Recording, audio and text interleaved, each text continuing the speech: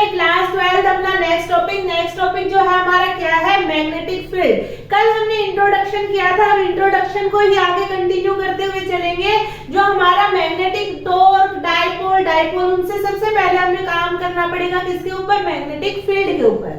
तो सबसे पहली स्टेटमेंट हमारी क्या कहती है कि magnetic field is defined as the space around a magnet. कल हमने मैग्नेट को इतना डिटेल में इसीलिए स्टडी किया था क्योंकि हमें नेक्स्ट टॉपिक मैग्नेटिक फील्ड के ऊपर कंटिन्यू करना था।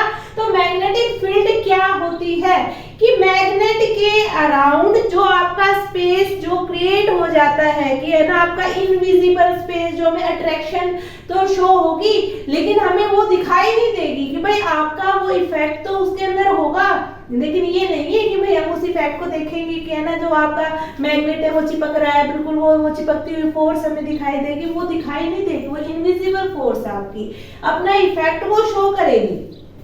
Magnetic field is defined as the space around a magnet. तो मैग्नेटिक फील्ड जो है आपकी वो आपको डिफाइन की जाती है किस तरीके से, जो स्पेस होता है मैग्नेट के अराउंड, वह अपना स्पेस बना लेती है मैग्नेट के अराउंड और करंट कैरिंग कंडक्टर। दूसरा हमने जैसे इलेक्ट्रोमैग्नेट में भी आपका इफेक्ट स्टडी किया था, किसका, मैग्नेटिक इफेक्ट स्टडी किया था। तो आपका किसी भी करंट कैरिंग कंडक्टर के अराउंड भी आपका एक स्पेस बना लेती है किसका, मैग्नेटिक फील्ड का, in which its magnetic effect can be experienced.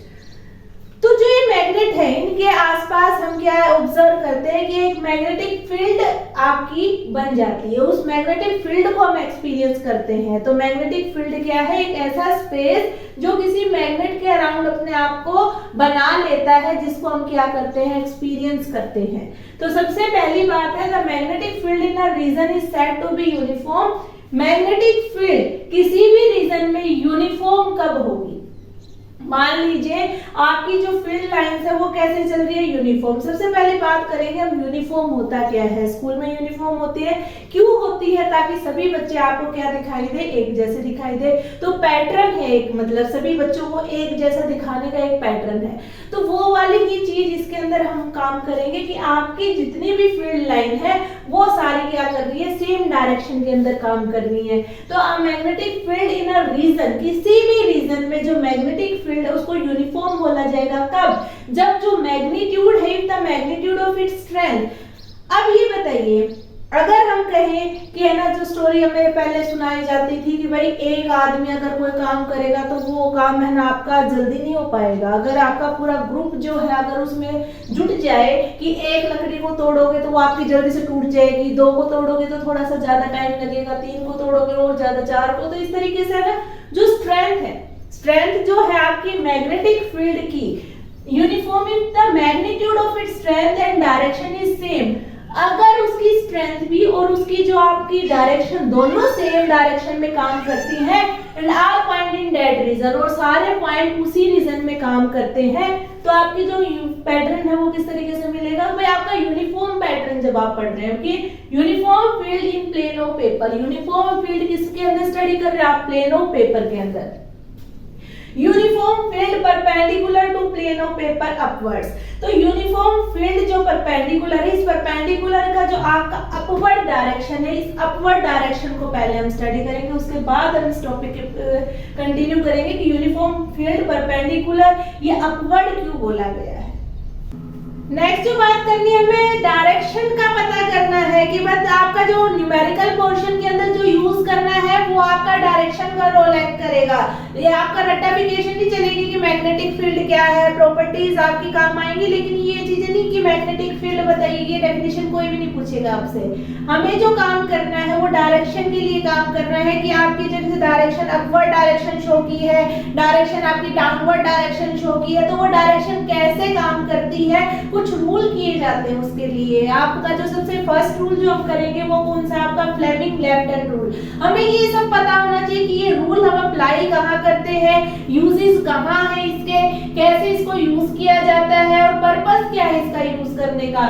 तो आपका जो फ्लेमिंग लेफ्ट हैंड रूल है वो आपका किसके लिए यूज किया जाता है, मैग्नेटिक फील्ड की डायरेक्शन पता करने के लिए। हमने कहा है कि अपवर्ड, अपवर्ड का मतलब क्या है कि मैग्नेटिक फील्ड क्या कैसे काम कर रही है, इसमें आपकी अपवर्ड डायरेक्शन में काम कर रही है। हमने कहा है कि पेपर में इनवर्ड जो क्रॉस साइन है, क्रॉस साइन किसको रिप्रेजेंट करेगा, आपका इनवर्ड डायरेक्शन के लिए।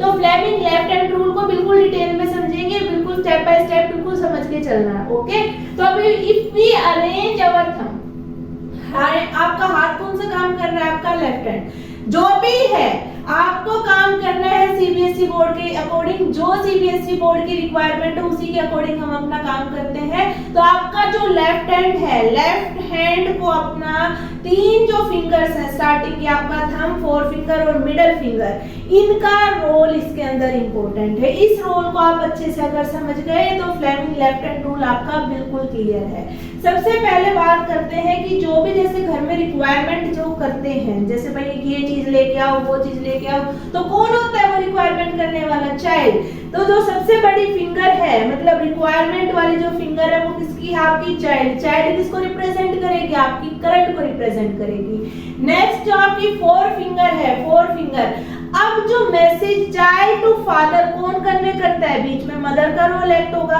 तो बीच वाली जो फिंगर है, जो आपकी जो 4 फिंगर है, ये रिप्रेजेंट करेगी किसकी, किसको, मैग्नेटिक फील्ड को रिप्रेजेंट करेगी। ये इनवर्ड है या आपकी आउटवर्ड है, तो ये डायरेक्शन रोल एक्ट कराने के लिए हम फ्लेमिंग लेफ्ट हैंड रूल का यूज करते हैं कि आपकी डायरेक्शन का हमें पता चल जाए कि डायरेक्शन किस में काम कर रही है। जो आपका थंब है, थंब का बेचारे का साइज जो रिक्वायरमेंट पूरी करते करते आपका जो साइज है वो भी आपका रिड्यूस हो जाता है कि चाइल्ड ने आपकी डिमांड की, मदर ने मैसेज कन्वे किया किसको, फादर को।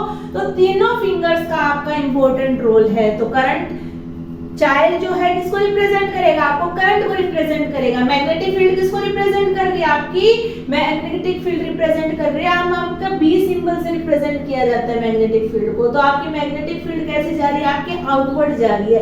अगर हम थंब की बात करें तो थंब किसको रिप्रेजेंट कर रहा है, फोर्स को। स्टेटमेंट से इसको क्लियर कर लेते हैं। If we arrange our thumb 4 finger and middle finger of the left hand perpendicular to each other, तीनों चीजों को हमने क्या रखा है, एक दूसरे के परपेंडिकुलर रखा है। Then the thumb points toward the direction of the magnetic force, जो थंब है वो किसकी तरफ पॉइंट आउट करेगा, आपका मैग्नेटिक फोर्स की डायरेक्शन की तरफ। 4 फिंगर जो आपकी फर्स्ट वाली फिंगर है वो किसकी तरफ काम करेगी, आपकी मैग्नेटिक फील्ड की तरफ काम करेगी। और जो मिडल फिंगर है वो किसकी तरफ काम करेगी, आपकी इलेक्ट्रिक करंट। अब जब हम इसकी बात करते हैं, अपवर्ड है, तो अपवर्ड का मतलब क्या है, आपकी जो करंट डायरेक्शन है, करंट डायरेक्शन आपकी इस फॉर्म में चली। मैग्नेटिक फील्ड की डायरेक्शन कैसी है, आपकी आउटवर्ड डायरेक्शन है। अगर हम इनवर्ड डायरेक्शन की बात कर रहे हैं तो परपेंडिकुलर, जैसे आपकी जो मैग्नेटिक फील्ड की जो डायरेक्शन है वो कैसी है, आपकी इनवर्ड। तो करंट की डायरेक्शन कैसी चल रही है, आपकी इस डायरेक्शन में। और फोर्स कैसी है, आपकी परपेंडिकुलर एक्ट कर रही है। तो ये डायरेक्शन के लिए काम किया हमने, किसके लिए, मैग्नेटिक फील्ड के लिए। अब हम करेंगे फ्लेमिंग राइट हैंड रूल। अभी नेक्स्ट जो बात कर रहे हैं, हम कर रहे हैं फ्लेमिंग राइट हैंड रूल की। भाई हमने लेफ्ट हैंड रूल किया, अब दोबारा से हम एक और रूल को ऐड कर रहे हैं, राइट हैंड रूल। क्या रिक्वायरमेंट की जो हमने राइट हैंड रूल का यूज किया। अगर हम लेफ्ट हैंड रूल की बात करें तो हमने उसमें कौन से करंट को ऑब्जर्व किया था, ओनली करंट वैल्यू को। लेकिन अगर हम राइट हैंड रूल की बात करते हैं तो हम कौन से करंट को इसमें डिटरमाइन करेंगे, आपका इंड्यूस्ड करंट। सबसे पहले जो इंड्यूस्ड टर्म है, थोड़ा सा जो फिजिक्स लैंग्वेज है, फिजिक्स लैंग्वेज को पहले समझ के चलेंगे। इंड्यूस्ड का मतलब क्या है कि वो आपका एक्चुअल में होता नहीं है, लेकिन हम जो चीजें ना आपकी महसूस करते हैं कि भाई आपका जो करंट है ना, ऑब्जर्व करते हैं कि भाई हाँ यहाँ कोई करंट जो आपका काम कर रहा है। तो इसके अंदर भी आपका वही केस रहेगा कि आपका एक्चुअल उसके अंदर करंट होता नहीं है, लेकिन उसने करंट बनाया है, तो इंड्यूस किया है। तो इंड्यूस आपका क्या है कि फ्लेमिंग राइट हैंड रूल बिल्कुल आपका सेम लेफ्ट हैंड रूल के जैसा ही है, लेकिन थोड़ा सा डिफरेंस है। जैसे आपकी 3 फिंगर्स ने उसमें काम किया, ऐसे ही 3 फिंगर्स आपको परपेंडिकुलर आपको राइट हैंड में रखनी है। तो आपका Fleming right hand rule state that if we arrange our thumb, कि हम अपने थंब को अरेंज करें 4 फिंगर को, और जो middle finger of the right hand perpendicular to each other, तीनों चीजों को क्या रख रहे हैं हम, परपेंडिकुलर रख रहे हैं एक दूसरे के। Then the thumb points toward the direction of the motion of the conductor. जो थंब है वो किसकी तरफ है, direction of motion of the conductor, जो मोशन को इंडिकेट करेगा। जो थंब है वो किसको इंडिकेट करेगा, motion of the conductor relative to the magnetic field, कि मैग्नेटिक फील्ड के रिलेशन में आपका मोशन कैसा है उसको इंडिकेट, किस डायरेक्शन में वो मोशन कर रहा है, तो वो कौन इंडिकेट करेगा, आपका thumb. Then the thumb points towards the direction of the motion of the conductor relative to the magnetic field. The 4 finger, जो आपकी 4 फिंगर है वो किसकी तरफ करेगी, four finger point towards the direction of the magnetic field, बीच में वो वही काम कर रही है मैग्नेटिक फील्ड का।